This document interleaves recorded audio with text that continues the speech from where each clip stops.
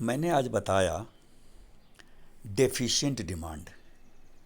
और deficient demand का मतलब है when aggregate demand is less than the aggregate demand needed to fulfilment of the full employment equilibrium, that is called deficient demand. अर्थात पूर्ण रोजगार के लिए जितना एग्रीगेट डिमांड की आवश्यकता है, यदि एग्रीगेट डिमांड की मात्रा उससे कम हो जाती है तो यह डेफिशिएंट डिमांड कहा जाता है।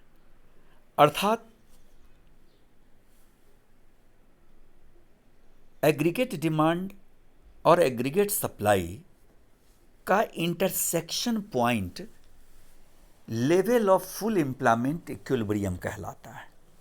जैसा कि इस डायग्राम में आप देख रहे हैं कि अब इस डायग्राम में आप गौर से देखिए कि इस डायग्राम में क्यू पॉइंट, यह जो हमारा क्यू पॉइंट है, यह क्यू पॉइंट यह level of full employment equilibrium का है। क्यों यह level of full employment equilibrium है?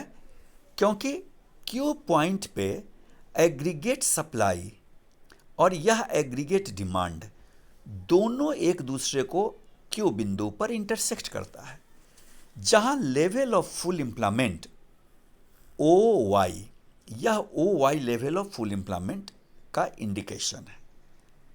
अब हमने बताया deficient demand when aggregate demand is less than the aggregate demand needed to the full employment equilibrium.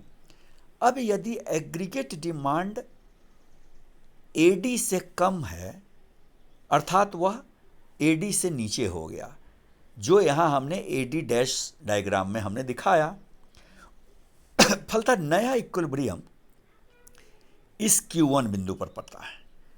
फलतः यह Q1 बिंदु के कारण लेवल ऑफ इनकम Y1 हो गया। अब जो Y1 है, यह YY1, this is the deficient demand.